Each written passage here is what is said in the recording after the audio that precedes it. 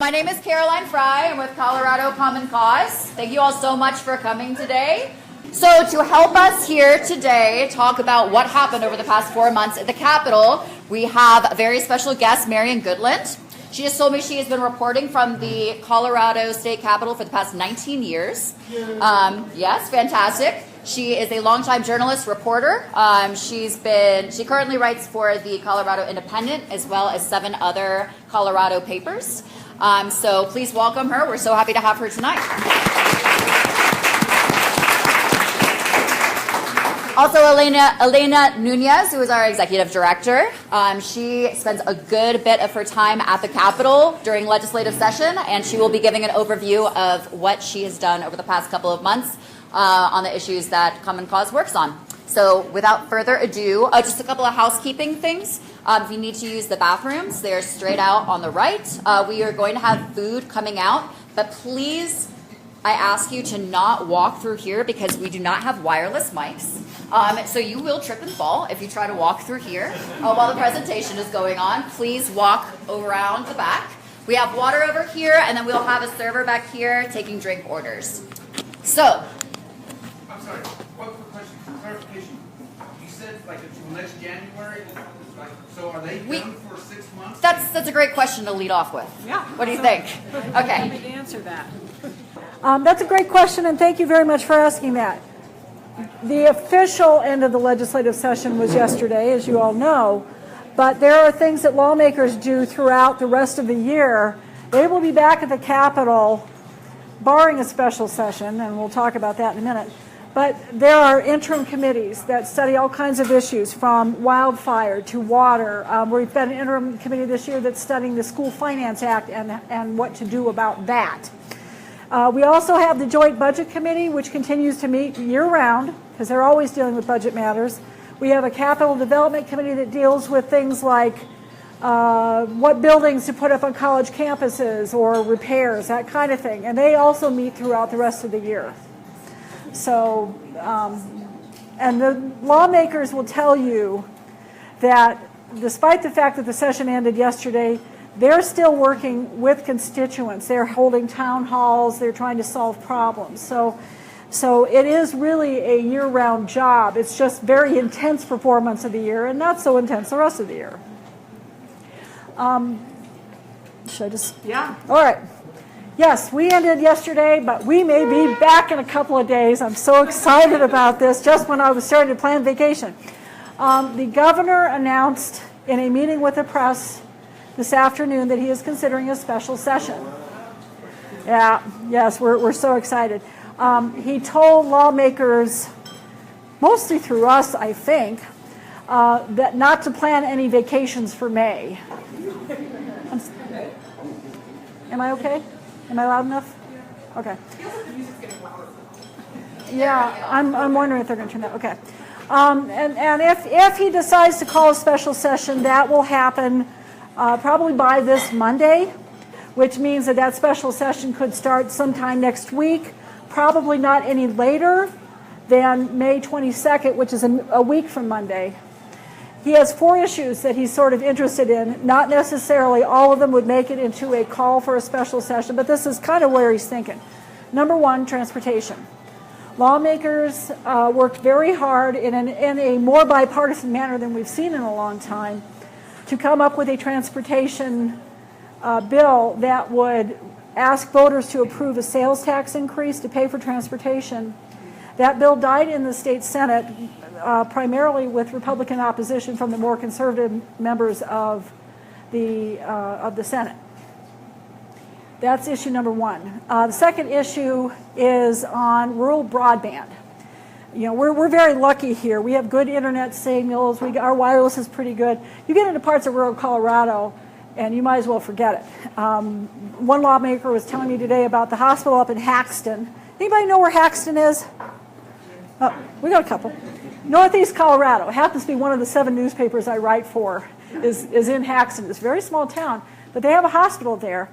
And they would love to have telemedicine, which means that if they have a medical issue that their people can't deal with, they'd like to be able to have internet access so they can talk to doctors at Children's Hospital or CU or Denver Health.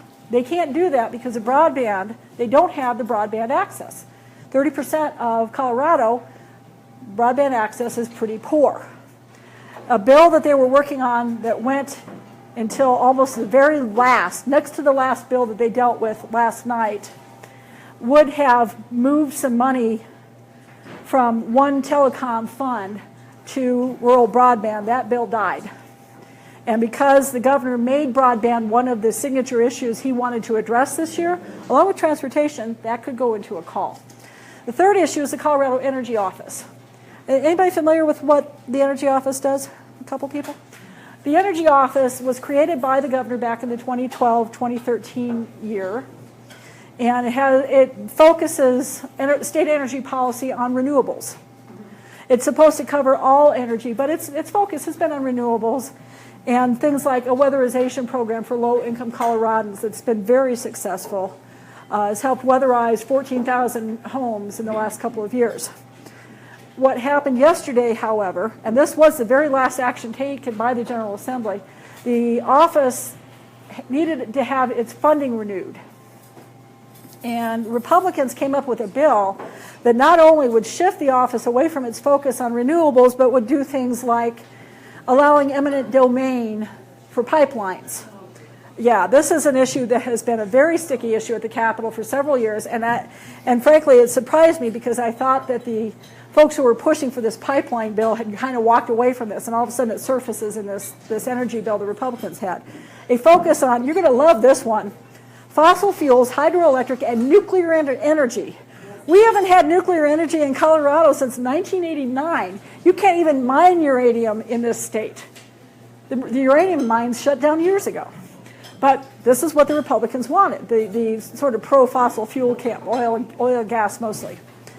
So it became a big fight between that Republican bill that wanted to shift the focus of the Energy Office to these other issues, and the Democrats who just wanted a clean funding bill that said, we'll renew the funding. That died. That was the very last thing that happened last night. And so right now, the way it stands is that on July 1st, that Energy Office goes from 24 employees to 10. And most of the programs that they're running will go away. There's no money to run them. So that was one of the other things that the governor wanted to look at. The last issue, and debatable whether that will actually become part of a special session call, is surrounding health care transparency.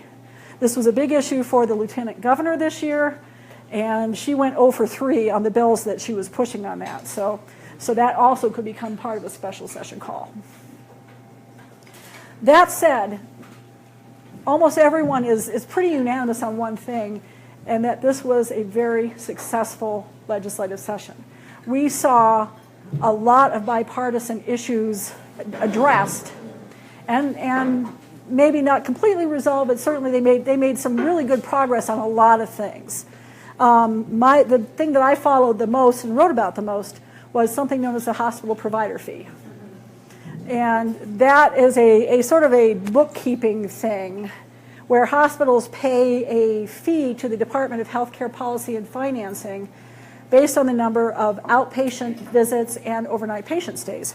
That money is pooled, all the money that comes in from all the hospitals, and then redistributed to hospitals around the state based on their Medicaid needs and their unreimbursed medical coverage that is provided to people who don't have insurance and don't qualify for Medicaid or don't have it.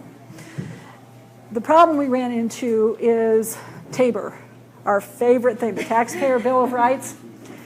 The state has a revenue limit, which is set by TABOR, and that provider fee revenue, which is over $1 billion a year, pushes the state's revenue limit.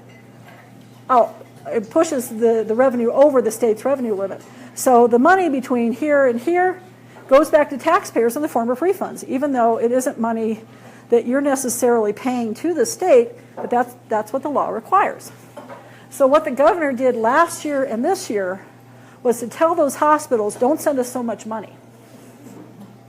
And last year it wasn't a huge amount, relatively speaking. I think it was about $78 million. The problem is those dollars are matched by the federal government. So it's not a $78 million reduction in revenue for them. It's actually double that. This year was $248 million. I'm sorry, no, that's not right. It translated into a $500 million cut for hospitals around Colorado. And the hospitals that got hit the hardest by it were rural hospitals. We had 12 of them that were likely to close. And that's the difference between life and death for people in these rural communities. You're looking at communities that are based on agriculture, one of the most dangerous industries in Colorado, actually. So if you're a farmer who's had an accident with a piece of machinery, a pregnant woman in distress, somebody who's having a heart attack, your local hospital closes, you may not have time to get to the next nearest hospital, which could be 2 to 3 hours away. So for the last couple of years, last 3-4 years now, Democrats have been pushing for something called reclassifying that provider fee into an enterprise, which is basically a government-owned business. We already do this with college tuition. And it's basically, an enterprise is, if that money is set aside for a very specific purpose, you can make it into an enterprise. What happens is that money comes out of that Tabor revenue limit, right? So that means no refunds, but it also means that it actually drops that revenue limit down here, which frees up some space for the state government to do for things like transportation and education and some of the things that they haven't been able to fund. Democrats have been pushing for this solution for a long time. It was a non-starter for Republicans. They absolutely refused to even have the conversation. Partially because what they wanted was if you took that money out of the provider fee and it would go here, what they wanted to do was make it here, which meant that they were going to reset that Tabor revenue limit to account for all those dollars coming out. That was a non-starter for Democrats. This year, however, we had something that I've never seen. Not only did we have the most complicated bill that I've ever seen in 20 years at the Capitol, but it was put together by 4 people who'd never sponsored a bill together before. And that was the President Pro Tem of the Senate, who's from Sterling, the House Majority Leader, who's from Boulder, the Lucia Guzman, who's from this area here, and John Becker, who's a Republican lawmaker from Fort Morgan. And they spent months and months just locked in a room a lot of times. They would lock themselves in a room and just try to hammer this thing out. It got to a point here about 2 weeks ago where Senator Sonnenberg, who's the president pro tem, thought they had a deal and called all the press and said, come on in, and got handed a note halfway through that presentation that said, we don't have a deal, shut up. So it then became up to the Beckers, John and Casey, who's from Boulder, to finish up this deal, and they did.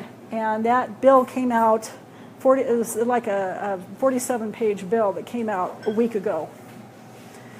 And it was a heavy lift for those 4 lawmakers to make sure that bill got all the way to the governor's desk without any changes. And that's what happened. But that bill didn't have just reclassifying that provider fee and saving the rural hospitals.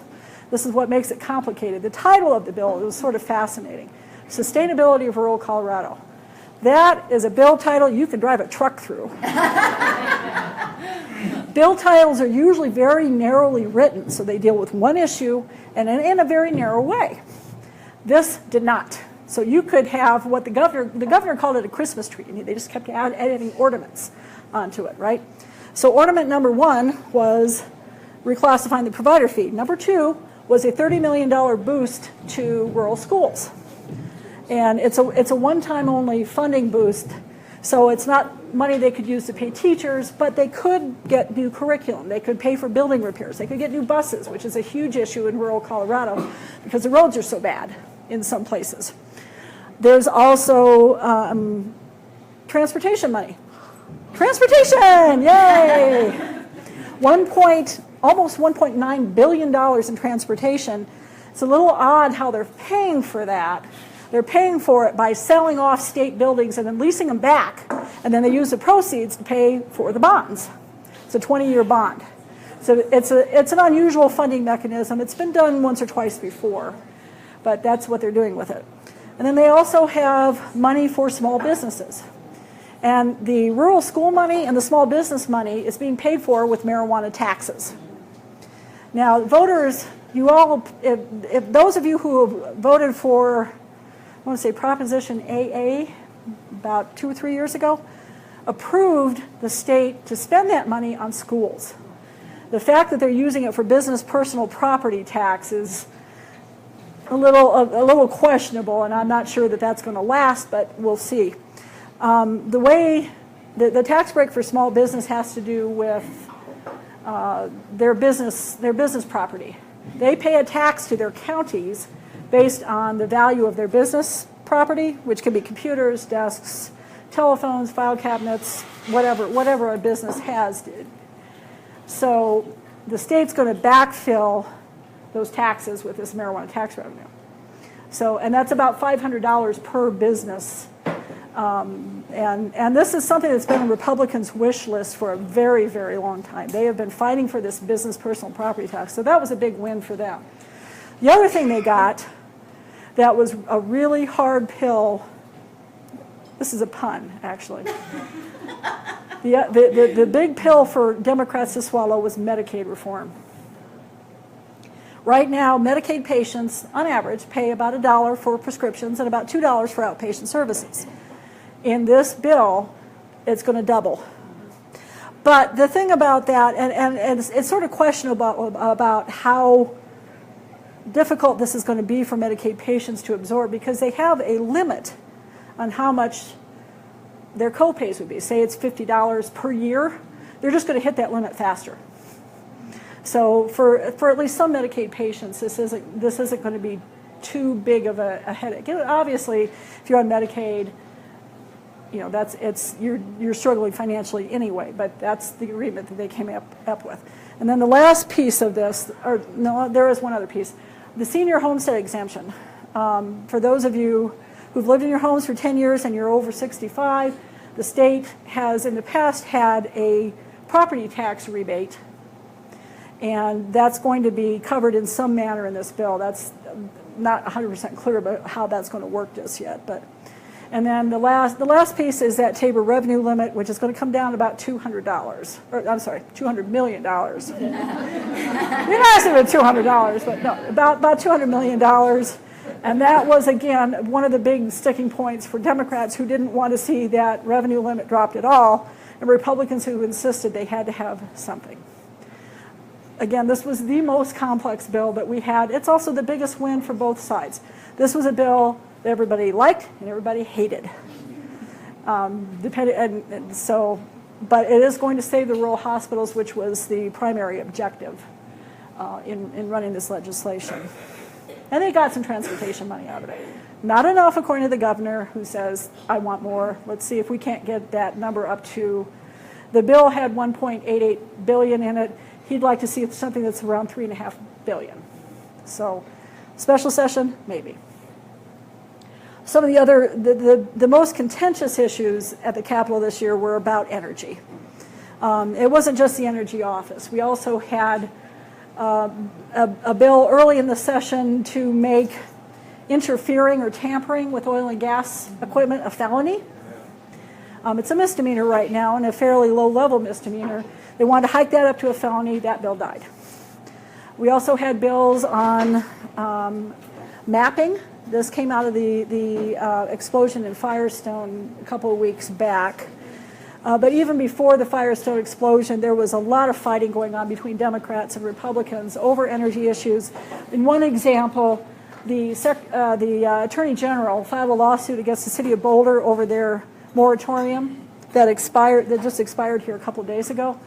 And the Democrats retaliated by cutting off her funding on a couple of small issues. But she wanted to hire another attorney. She wanted some money for information technology security. And the Democrats killed her bills to send her a message that they didn't like the fact that she was suing Boulder on behalf of oil and gas companies. Once they felt the message had been received, they went ahead and approved a second bill that came out to do that. But That's kind of how energy issues got viewed at the Capitol this past session. We also had lots of messaging bills, and I love messaging bills. They accomplish absolutely nothing other than bringing lots and lots of people to the Capitol and keep us in the Capitol until 2 o'clock in the morning. And that's on everything from guns. Republicans have been trying to repeal some of those 2013 gun laws that were passed. The one they're most interested in repealing is the ammunition magazine limit. They have been trying ever since that 2013 session to repeal that and have gained absolutely nothing other than getting lots and lots of people to come to the Capitol and scream about it. They've also tried lots of measures on repealing abortion or putting in more restrictions. Obviously, with a Democratic majority in the House, that didn't go anywhere. The Democrats have been running bills on sanctuary city. And that's the philosophy of not working with the federal government on undocumented immigrants. The Democrats ran a couple of bills to make Colorado a sanctuary state. That was one that was kind of interesting. The Republicans countered with bills to punish sanctuary cities. That was a really, those two bills, those were some of those 2 o'clock in the morning types. So those didn't go anywhere. Then, of course, we have the one and only thing that the legislature is required to do every year by the Constitution, which is what? Balance the budget. Yay! Very good. Very good. You did your homework. That got dragged into, that actually got delayed and delayed and delayed over this hospital provider fee situation. The budget, as passed by the General Assembly, enacted that now I remember the number, the $264 million cut that when you double it becomes a $500 million cut. They went ahead and passed the budget with that in it in the Senate. The House dragged its feet on it to the point where it didn't go to the governor until last Friday. And that means that the governor has 30 days to decide what to do about it.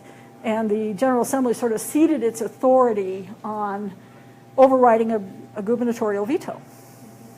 They usually try to get this thing done with at least 2 weeks left of the session. That just didn't happen this year. But they did pass a balanced budget, $26.8 billion of your state money, federal money, lots of different sources of funds there. Any questions? Yes, sir. Yeah, I was wondering how many bills contained language from ALEC, the American Legislative Council, and how many of those were forwarded and got through, or how many of them died? That's a really good question, and that is something I was watching for all session long. I was like, what does ALEC want to do this year? And the answer is 0. There was not a single ALEC bill that I saw, and I do watch that pretty carefully. I didn't see a single bill this year that had ALEC's fingerprints on it. There was one bill that had some very interesting fingerprints on it, though, and this was one of my favorite bills of the session, because it was a very weird bill, and this was an anti-Sharia law bill. Yeah. This is run by one of my favorite legislators, Vicki Marble, who's from Fort Collins. She amazes me. Huh? Klingon-Smith's not in anymore. No, he was at the Capitol yesterday, though. He sticks his head in there every once in a while. But this bill from Senator Marble didn't say anything about Sharia law in it. It just said American laws for American courts. That very simple. But I Googled the title of the bill and uncovered this spider web of hate groups. Groups that have been identified as hate groups by the Southern Poverty Law Center, for example. And, I mean, it was, I wanted to take a shower afterwards because it was really bad. It was really ugly. And I went to Senator Marble and I said, when I interviewed her for the story that I was doing, and I said, what about all these other groups? And she goes, well, I'm just basing it on the law in Arizona. And I said, well, what about all these groups? I don't know anything about that. She didn't do her homework on the bill. And the bill was so vile. And, of course, when it came out that it was tied to all these hate groups, even the Senate didn't like it. It never even made it out of its first committee. So that, yes, sir. So 2 questions. One Yeah. is the reduced Tabor revenue limit. Yeah. That is persistent now. So next year, it'll be an increased issue that we have to deal with?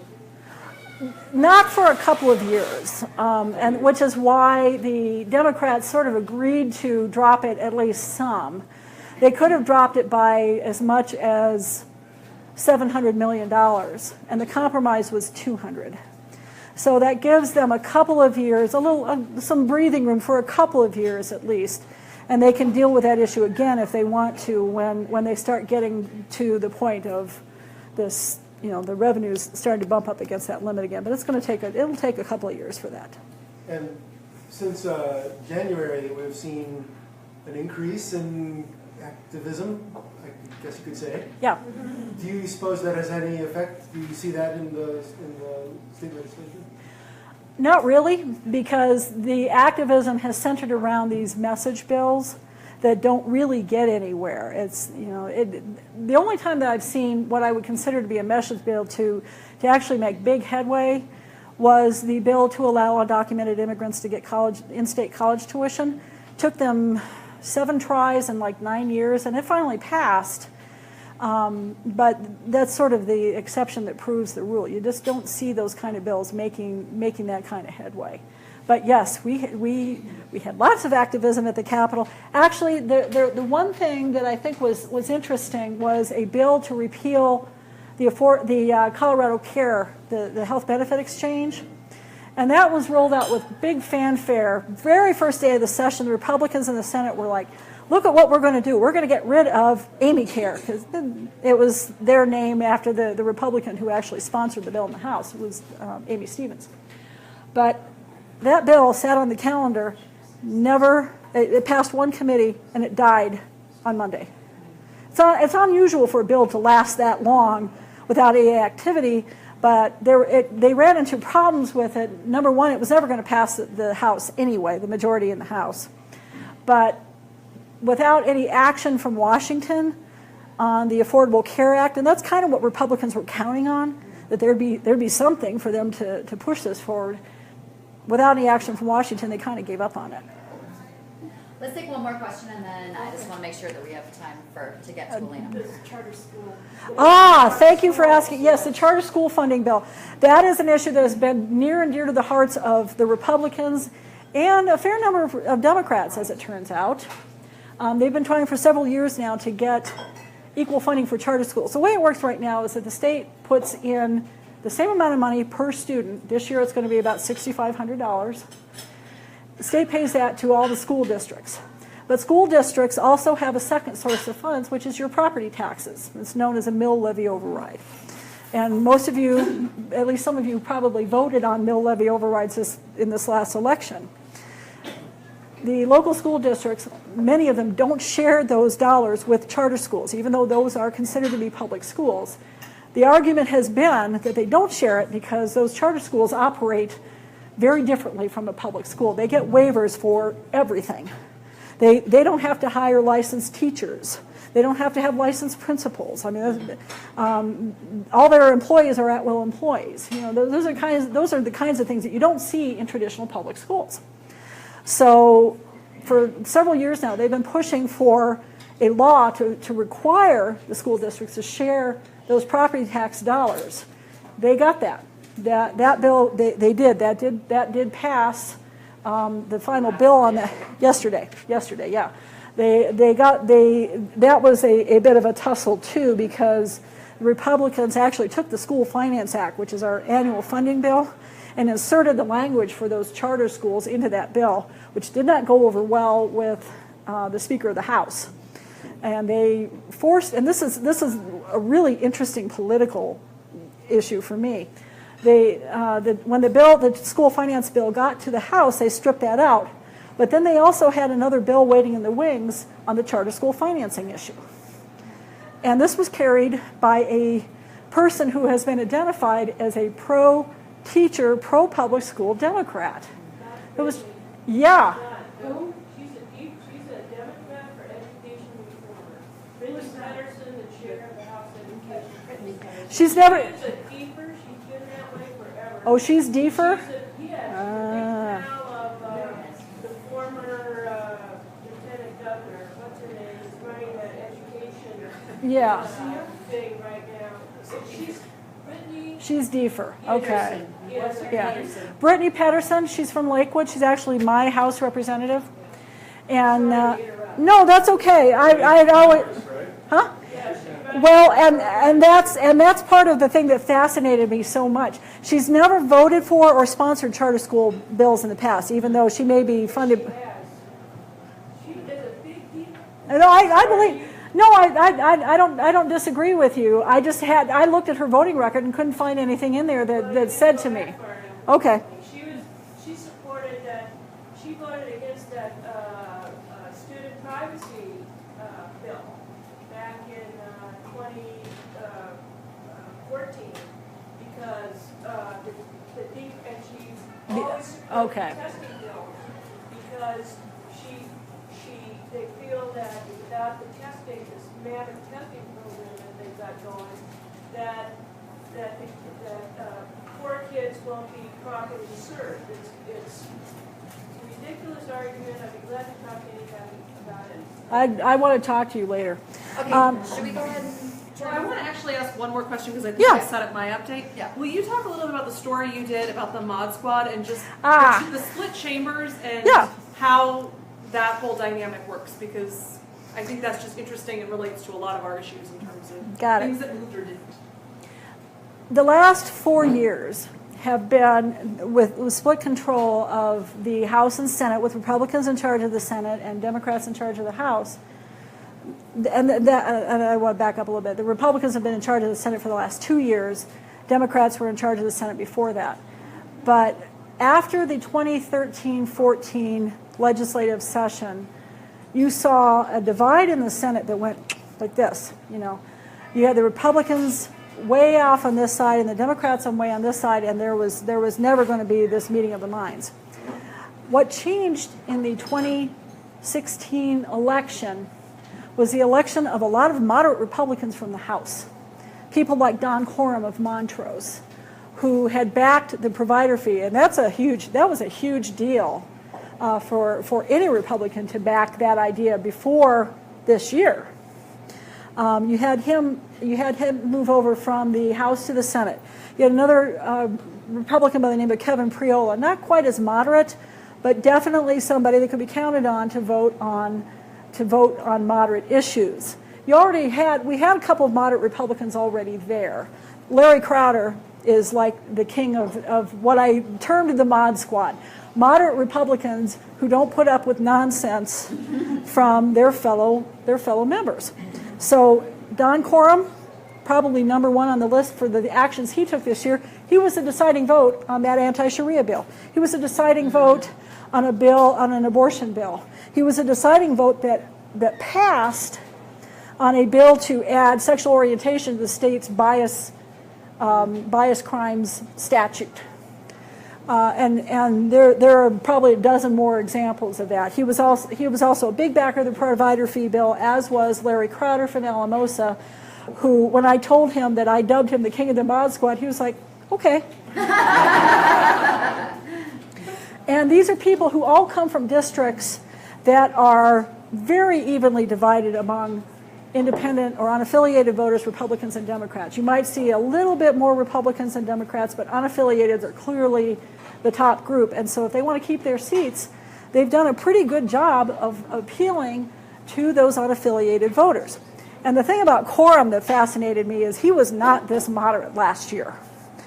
His House district was mostly Delta County, which is a very conservative county. But when he moved to the Senate, he picked up Durango.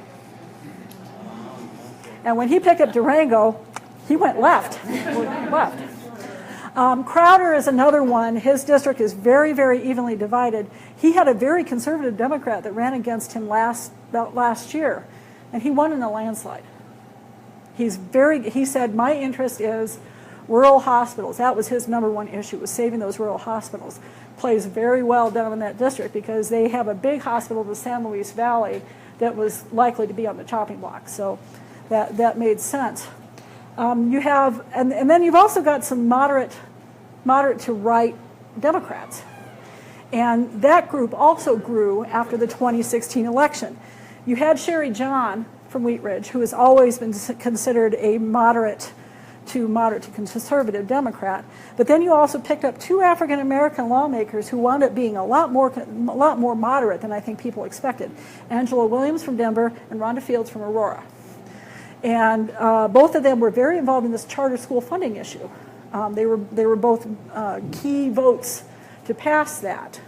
So you now have, instead of having a very polarized Senate, you've still got some really strong conservatives like Tim Neville, my favorite. You've got some really strong, and then on the other side of on the left side, you've got really, really liberal Democrats like Matt Jones from Louisville. But then you've also got this group in the middle that's probably 8 or 9 lawmakers. That's enough to make a lot of change, either stopping bad bills from going forward or making sure bills that would never have a chance in the Senate to pass. You have that same example in the House, although not as much because there is such a huge majority for Democrats in the House. But you also have some Republican lawmakers who came in this year who were pretty moderate. And to me, what's really fascinating about this, the Colorado legislature was rated as the most polarized legislature in the country back in January. And this was by a Princeton researcher who's been tracking this for like 20 years. And I kind of took that with a little bit of a grain of salt when I heard about it. It was like, the most polarized? I struggled with that a little bit, but it was also the lens that I used to watch this legislative session this year. And I have invited him to take another look. Thank you so much. You're welcome.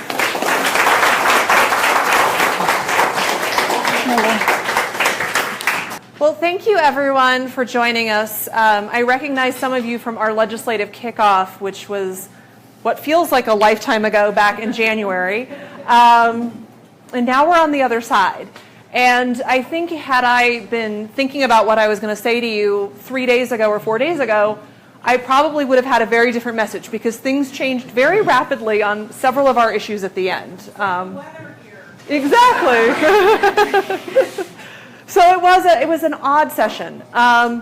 So we work on issues, for those of you for whom this is your first meeting, to bring people into the political process. So that's everything from voting rights to make sure that every voter can cast a ballot without barriers, to reducing the influence of money in politics, to government transparency. And so going into this session, we had some goals that we thought were ambitious for a split legislature, but certainly attainable. And it turned out some of them were far more challenging than we thought, but at the end, the legislature did get it together and do a few things of note. So first on voting rights.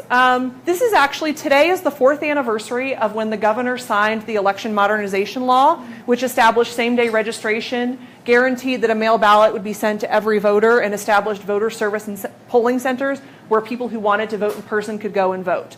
That was a huge priority. Yes, everyone raise your glass. Yeah. That was a huge priority for us in 2013, was really, I think, a landmark law in terms of establishing how to give voters good access to ballots. And since then, every session, we've been looking at how we can move the ball forward. One of the things that we knew would be happening this session would be a look at how do we make sure that the in-person options that we give to voters continue to work for them. And one of the first bills out of the gate was a bill that we opposed, Senate Bill 71.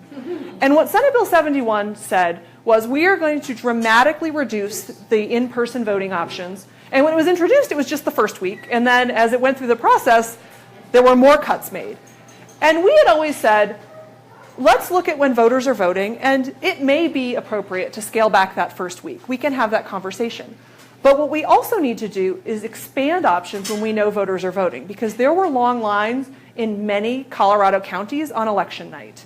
And we know that the majority of voters vote on Monday and Tuesday. We know that college campuses that have voter service and polling centers see high traffic, so they need to be open, and they need to be open for long periods of time. And we know that voters who want to return their ballot often choose to do it by dropping it off, so we need more drop boxes throughout the state. So this is one where I thought, oh, well, this will be good. We'll just compromise. We'll cut some at the beginning, we'll add some at the end, and we'll make the system better, and we'll say, oh, look, election modernization 2.0. That didn't happen. There was a contentious debate in the Senate, and then the bill ended up dying on the calendar because the Senate sponsor, Jack Tate, decided not to run it on third reading because he knew that once it got to the House, it didn't have a good fate because there wasn't a Democratic sponsor and there was strong opposition from a lot of the voting rights groups. So that's an issue I think will be back. I think there are ways we can improve the way we have in-person voting options, but that compromise didn't happen this year. And that's one, had I been placing bets, I would have thought that would have been a possibility. We also had some bills on campaign finance. And there's a lot we need to do on money in politics. But given that we have a split chamber, we thought, okay, well, let's do some really basic things. So one of the things we wanted to do was to require that electioneering communications, these are those mailers you get that don't say vote for or against John Smith, but they say things like, John Smith is a really great guy, or, Jane Doe kicks puppies. So they just talk about the candidate's character. They're targeted at voters in the period right before a primary or general election. And there's a gap in law that says that there's actually no requirement to say on the piece who paid for it. Now, they're required to file reports. So like if you go online, if you're somebody who hangs out on the Secretary of State's website like I do, you can kind of figure it out maybe. But I take it most of you aren't. That's fine. But the mailer doesn't have to say paid for by Coloradans who like puppies or, Coloradans for a better tomorrow. So we ran what we thought was a really modest bill that would say you have to put that on. It's called a disclaimer. You have to say paid for by. That bill sailed through the House, although on a party line vote, to be clear, got over to the Senate and died in Senate State Affairs. And that was basically the story of all of the campaign finance bills. That was true for the bill that we supported that said we should close the gap. So those electioneering communications, you have to disclose them in the period 30 days before the primary. You have to disclose 60 days before the general. But there's a bridge period of about 2 months where you don't have to file. And it used to be much shorter because the primary was at the end of the summer, but now the primary is in June. So we said, well, let's just have continuous reporting. And our friends at Colorado Ethics Watch did a great report that showed that there's a lot of electioneering activity that happens in that period because it's a hot campaign time. So we said, let's just close that gap. Exact same story. Made it through the House, got to Senate State Affairs, it died. Next bill. After Citizens United, we passed a disclosure law that said independent expenditures that are now allowed under Citizens United have to be disclosed. They have to create what's called independent expenditure committees. There was a lawsuit a couple of years ago about whether or not the Colorado Republican Party could have an independent expenditure committee. And the basis of the lawsuit was Colorado Ethics Watch, who filed the complaint, said, well, no, it's not independent if the party sets it up, and there are limits on what the party can do, so this shouldn't be allowed. The court disagreed and said, well, no, if that's what the legislature intended, they should have been clear. So the bill that ran this year was even more simple than that. It just said, using the same logic, we want to make sure that candidates don't have independent expenditure committees in their own races. So if I'm running for office, I can't set up an independent expenditure committee either to support me or to oppose my opponent. Again, something I think we would all agree, clearly if I am a candidate and I have a committee, it's not independent from me. Made it through the House, got to the Senate, died in Senate State Affairs. Happens to some of our bills. So that was campaign finance, where it was just a constant barrage of what seemed like really incremental changes that couldn't make it out of the gate. Can I Yeah. add something? The fourth bill? Yep. The fourth bill that you voted, you guys are backing that one too, right? The contribution limits bill? Or? Well, we actually opposed that bill, and I can talk about that, yeah. But you want to? The fourth bill that Common Cause opposed would set contribution limits for county officials. And I didn't think that was a horrible bill, except that it was missing something that's going to be really, really important this year, and that is contribution limits on school board elections. Mm-hmm. Yep. These are nonpartisan elections, allegedly. But what we've seen in the last couple of years, particularly in Douglas and Jefferson County, there are no contribution limits. Mm-hmm. And you would see education reformers in Douglas County who are at $25,000 a pop, putting money into the campaigns of people. That's how we got the voucher program in Douglas County, was because you had a group of very wealthy Republicans putting money into the campaigns of education reformers, and it completely changed the face of the Douglas County School Board. Not only did it wind up leading to this voucher program that is now before the Supreme Court, U.S. Supreme Court, but it also wound up getting rid of the teachers union. If you're a teacher in Douglas County, not only are you paid considerably less than if you went to Cherry Creek or Littleton, but you negotiate your contract with your principal. Can you imagine? Yeah, that's the situation now. So the one fault that I had with that bill was that they didn't set contribution limits on school board elections.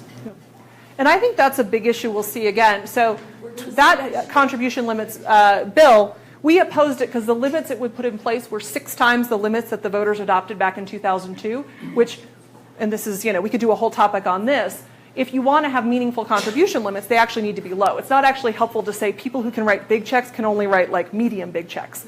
But I do think that we're going to see this fall, in part thanks to a transparency bill that passed last year with bipartisan support. We're going to see, even with greater detail, the money that goes into school board elections. And it is a huge gap that county offices and that these school board elections are really kind of the poster children for what happens when you don't have meaningful campaign finance reform. The other thing that's scary is in the hearings on these campaign finance bills, the Secretary of State, well, the Deputy Secretary of State who was testifying on these bills in opposition said, we expect to see legal challenges on the constitutionality of contribution limits and don't know if we're even going to have them in place in a few years. And we don't think that they are constitutional. That should worry you all. So we'll talk about that again, looking forward to. But moving on to a bill that I did not necessarily have high hopes for that turned it around. One of the bills that we worked on last year had to do with access to public records. And it came out of a case where the Coloradoan was doing research on how college employees or professors were paid, and they did an open records request to CSU. And rather than give an Excel spreadsheet or CSV file of the thousands of records that they had on pay, what CSU did was print out the PDF and hand a huge stack to the Coloradoan and said, good luck, here you go. So coming out of that, there was a bill that said the public, when they are accessing digital records, has the right to get them in a format that's usable. There was a bill last year. It died a swift death in a Senate committee. But coming out of it, the Secretary of State, who was opposed to the bill, said, I think there's a way to make this work. I would like to convene a working group of people who want the records. We call ourselves the requesters. And the people who have the records, we call them the custodians, to talk about this, figure out how to make it work, and come up with something we can do. So that's how we spent the summer. We had meetings at the Secretary of State's office talking about how do you define different types of data, what's reasonable, what's not. And out of that, a bill was developed. The bill got to the legislature. It had its hearing in Senate State Affairs. It did pass, but there were pretty significant poison pill amendments added that restricted access.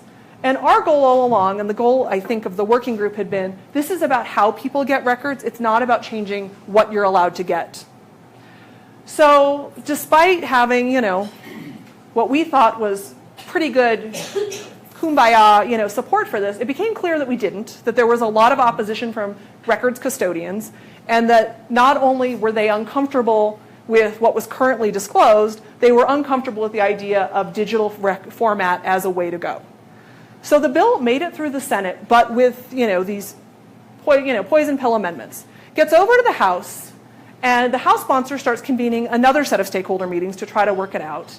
And it's clear we just are not on the same page. We're not even in the same book, probably not in the same library. We are just in different universes about what the open records law should be.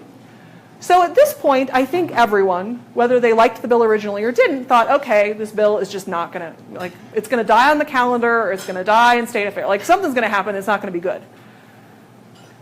I would have thought that was true probably till yesterday about noon. So Monday, 2 more legislators in the House started talking to all of us who had an interest and saying, what if we just rewrote the bill and simplified it and just said, if it's a digital record, you get it in a digital form. If it's a searchable record, so like a PDF that's searchable, you have the right to it in a searchable form. And if it's a sortable record, like an Excel spreadsheet, you can get it in a sortable form. Now, my friends who are technologically savvy would be horrified by the language in this bill, because sortable is not really a term of art. But it kind of worked. So scaled it down and really just made it pretty simple, kept the provisions that said, If it's not technologically feasible to give the record that way, that's okay. You just can explain why and then, go through a waiver. Put in some provisions to challenge if you thought you were given the wrong type, but really scaled it down to be kind of a bare bones version of what we all wanted to do.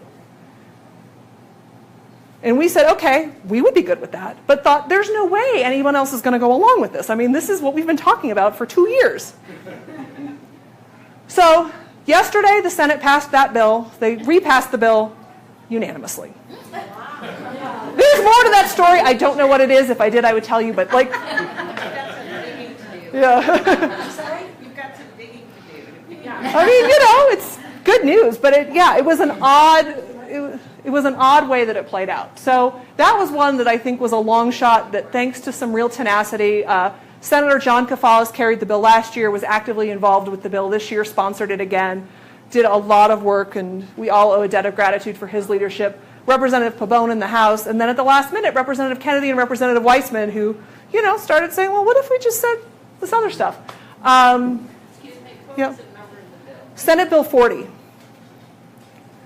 So that was a huge victory, good step forward, but one that was a little bit surprising. There were a lot of other bills that I think will be back because they need to be addressed, but with the current environment, Marianne would probably put them in the messaging bill category because they met their fate pretty quickly. There was a bill to require candidates to disclose their tax returns as a condition for making the ballot. That was heard in Senate State Affairs and died a swift death. What was interesting to me is Senate State Affairs is usually pretty quiet, like they don't really engage, they just kind of hear and then they vote no. That is not the case on this bill. Like, they asked questions of the sponsor, they yelled at a couple of the witnesses because they thought they were being disrespectful. Like, it was just a little bit more fire than you usually see from Senate State Affairs, so that was kind of unusual. There was also a bill to have Colorado join the National Popular Vote Compact. That's another big issue that has come up before. I think it will continue to come up. Again, met a swift death in Senate State Affairs, but I think we'll be back. Elena, Yes. cover common cause for us, right? Yep. Yep. Yep. And then an interesting one that you'll all have the opportunity to vote on in 2018 was a referred measure to change the age to serve in the legislature, minimum age from 25 to 21. And that was one where I thought it was interesting because watching the debate in the Senate versus the House, like by the time it got to the House, they were a little bit more fired up and it was a little bit less consensus, but did make it through and will be on the ballot in 2018. So I would say those are some of the big issues. There were a lot of other bills. I mean, we monitor and take positions on dozens of bills. This sheet has, kind of the highlights, but there were many more.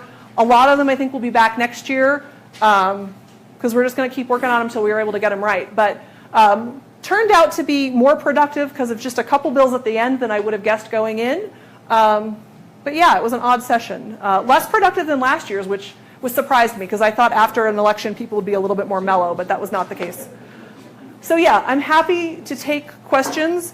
We're at 6:30, so I'm just going to take a couple, and then those of you who want to leave, feel free, and then those of you who want to stick around and chat, we can do that. So we'll start with you. What happened to the bill about manipulating the primaries? Thank you for asking about that, because that's one I want to talk And about. would you all mind handing Yeah. that mic back? Yeah, so why don't I'll take a crack and then I'll let Marianne weigh in. So Senate Bill 305 was to implement Propositions 107 and 108, which the voters passed last November. There were two pieces to that. One was allowing unaffiliated voters to vote in primary elections without affiliating.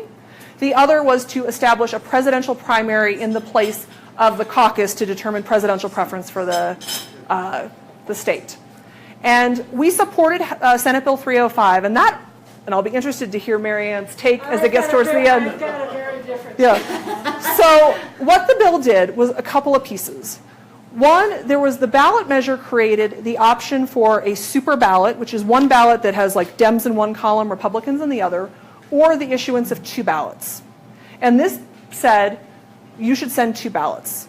And this is an issue that there's a lot of debate about, but there's some research that suggests one ballot is problematic. When Washington had the combined ballot, they had much higher error rates. The other thing that it did, as introduced, was it allowed unaffiliated voters to select an ongoing preference, to say, I'm an unaffiliated voter, but always send me the Republican ballot, or always send me the Democratic ballot. when it got heard in committee, and this was one of those committee hearings that we didn't start hearing the bill, I think, till about 10 o'clock at night.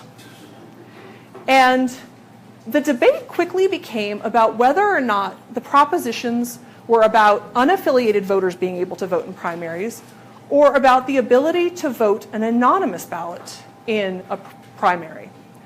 And there's a couple of reasons for that, right? So political parties want to know because they want to like send you mail. But there's also an underlying election integrity issue, which is that you know that you sent out a third of the ballots to Democrats, and that's what the ballot they got. A third of the ballots to Republicans, that's the ballot they got. The last third, when you count them, it's actually super helpful in terms of holding government accountable to know which ballot was chosen.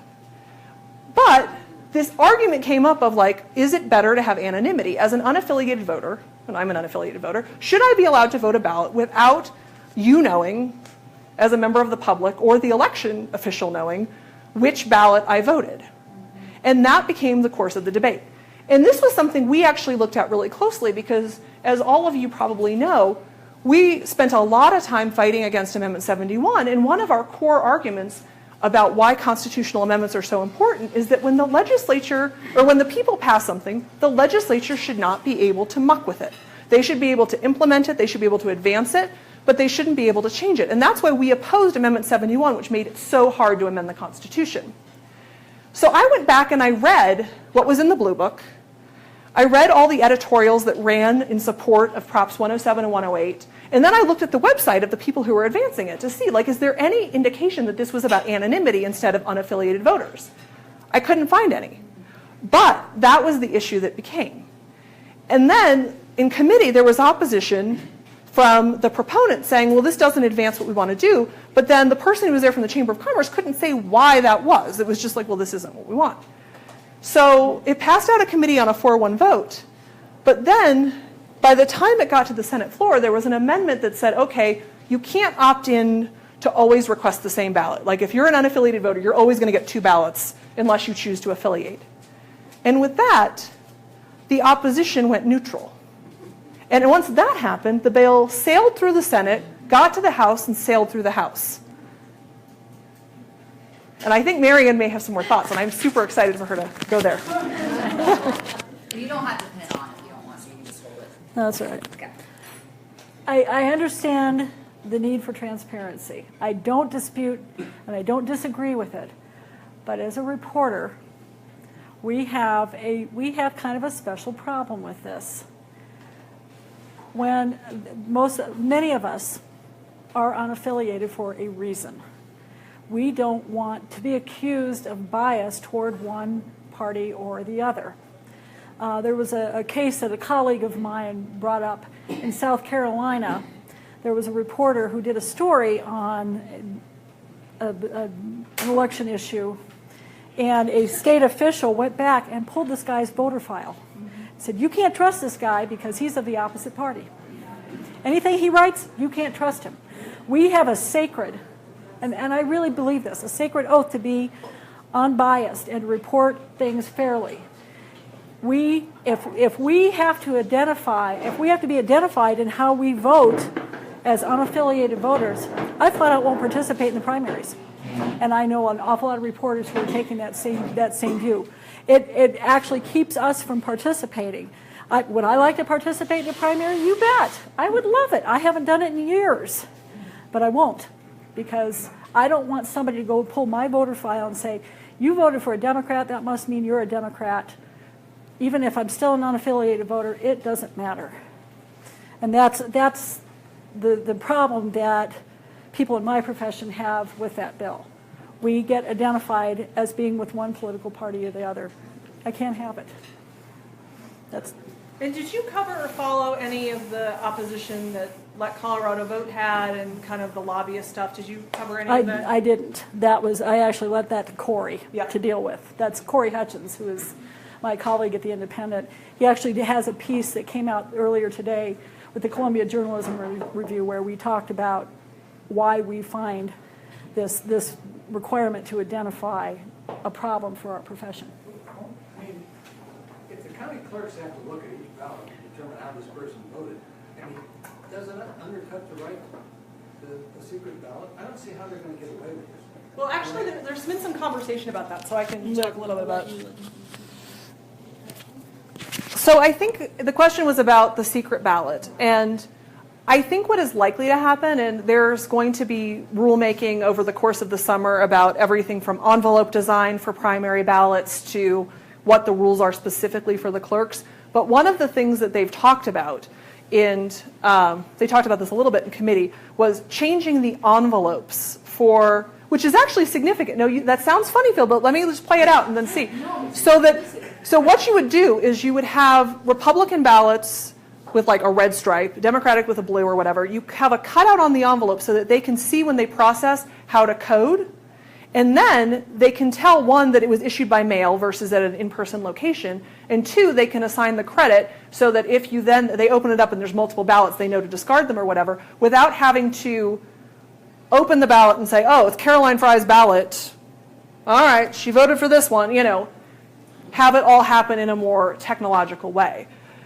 I think that the important thing on this issue, which is challenging, is the difference between a secret ballot, which we all have the right that no one knows who we voted for, versus the idea of being able to vote anonymously without having some record that we participated in the election and which election we participated in. If the goal is to have it so that we don't know who unaffiliateds or which election they're voting in, I think the way you do that with election integrity is to have one election and have truly open primaries. So every voter in the state gets the same ballot, they vote, and then we see what happens. And I'm not advocating that as a solution, except to the problem of how you resolve the election and make all of the numbers add up. But the problem with having a semi-open primary, which is what we still have, is that we're still running a Republican primary, we're still running a Democratic primary, we're now having unaffiliated voters kind of hop in without actually affiliating. And that's a fine public policy choice, but it's easier to do when everyone votes in person and you come up and you say, I want the Republican ballot. It's harder to do when you've got people voting by mail. And so what we need to figure out is how do you do that in a way that at the end, you're not just trusting when the election official says, okay, so here's what the unaffiliateds did. Here's which elections they picked. Because from an election integrity perspective, you want to know for every ballot that was counted that it ties back to a registration of someone who can say, oh yeah, I chose to vote in that primary or not, like just from an integrity perspective. I think it'll be really interesting to see how this gets implemented, what happens with the rulemaking, and whether over the next couple of years this is the beginning of an ongoing conversation about primary reform, and we decide that letting unaffiliateds vote in party primaries doesn't go far enough and we need to like radically redo the primary system, or something else. Because I don't think the conversation is over by any means. I think there's going to continue to be a lot of discussion about this. Well, and my concern is, and I've noticed it for a while, that you know, even though you think you're sending in a ballot that's private and everything is coded. Mm-hmm. If you notice that your ballot is coded with a number, and I believe your envelope is coded with a number, I may be wrong about the envelope, but I definitely know the ballot is coded with your number, so your vote is never private. So that's actually a great question, which I would love to clarify, because I would encourage you all, there's a couple things you can do. One is Denver elections, so it's like Denver Gov, and if you just search elections, they have some great videos about like the lifespan of a mail ballot.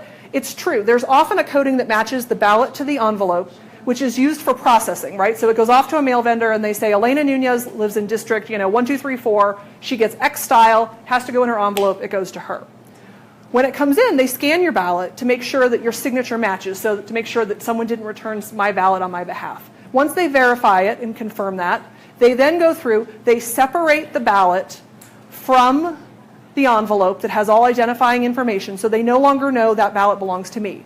If the county is still using a system that's got a code that ties back to the voter, they separate the tab, and some counties where it's still a little more old school, it's like literally tables of people who are like unperforating or tearing along the perforation, separates the ballot so it's completely anonymous. It's then flattened out and sent in for processing. So there's protections to make sure that we know who voted, but there's also protections to make sure that they don't know how we voted. Now, where it becomes challenging, and this is actually a different transparency issue, we've long fought for ballots to be public, like that after the election you should be able to look at ballots. There are limitations on ballots as open records if the type of election you're voting in is so specific that I know it's your ballot or your ballot. because like you're in some weird district where like the combination of like legislative race and fire district and like improvement district, if you can tell who the person is, then those ballots aren't public because you don't want people to be able to know how someone voted. So that's actually the limit to some of the transparency we have. But that's actually a common thing because it's true. It is all barcoded for matching, but in practice, they take efforts to separate. And I would encourage you, two things. One, Denver loves to give tours. So before an election, the Denver election tour is really cool. Or if you're not as into it, you can also... tells you on the very ballot that you are to keep that stuff. Right, and if you don't, they tear it off. Yeah, Yep. they tear it off. Yeah, but if not, they also have good videos, so it's a great place to just see how they actually process your stuff. So I want to be respectful of your time. We're going to wrap. If you want to stick around and ask questions, you're welcome to. Otherwise, thank you again for joining us.